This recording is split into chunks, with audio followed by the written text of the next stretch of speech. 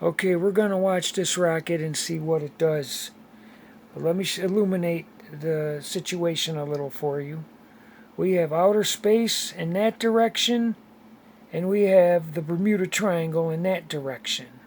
So, in order for you to see this, let's see if we can still see that rocket where it really goes.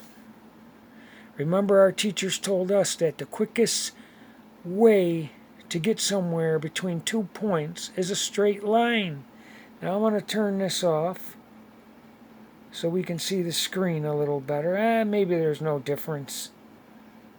Alright, no difference.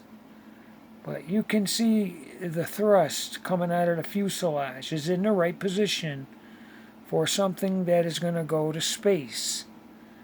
Let's pay attention to that thrust, to that burn, to the rear of this rocket. And let's see if it performs a heavy parabolic arc to fly level over the Earth. Arcing.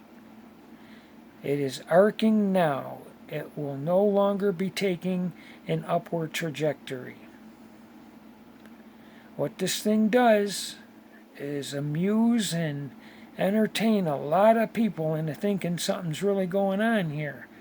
What's really going on is a rocket blasting off over the ocean that doesn't go straight up, that goes to the Bermuda Triangle. Bermuda, look at the burn, and look where it's going. Look where space is. Now look at the burn of that rocket. It's going to be on the top. That's where the nose of the rocket should be, and it should be going up, not out and across. It'll fly out of view, and they'll switch to CGI of a camera at the rear of the rocket. Now, why isn't there at least one satellite parked in outer space to show us both vantage points? Why aren't we seeing this rocket blast off from Earth from outer space vantage point? Now, look where the burn is. That thing's going down. They call this escape velocity. They could call it Godzilla vs. King Kong. And as long as they call it something, people will instantaneously believe everything they say. That's going down. That is not going to space. That's the burn. That's pushing it that way. They do these blast-offs over water because that rocket's going to crash in the Bermuda Triangle. Once it flies out of view, they'll switch to camera footage, well, of the rear end of the rocket.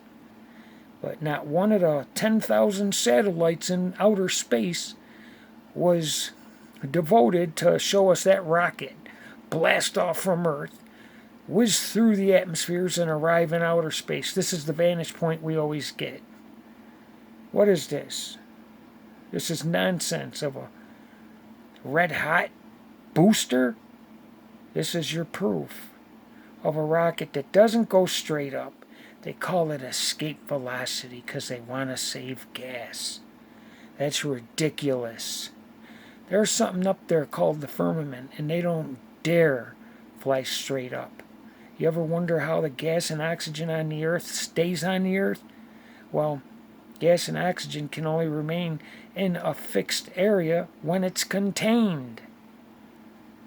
And that's the firmament. And they can't go straight up to outer space because they'll hit the firmament, they'll hit the container, and it'll explode.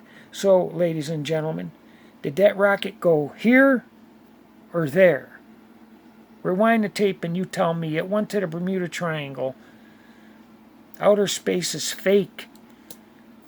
If you go learn what a vacuum is, you'll understand why gas and oxygen on Earth cannot be anywhere near a vacuum, let alone an infinite and expanding vacuum universe, 10 to the negative 17 torr vacuum, billions of light years across. Gas and oxygen always fill the available volume of the puny vacuums we make at sea level, where they happen to say gravity is stronger. They say gravity weakens the higher you go. So how is gravity weaker at altitude gonna do or hold gas and oxygen down when it can't do it at sea level where it's stronger? Because we see gas and oxygen fill vacuums at sea level where they say gravity is stronger. Okay?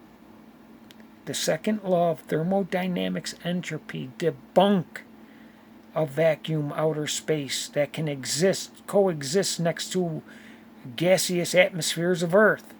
They cannot coexist without a barrier separating them. And these rockets don't go straight up ever because they can't.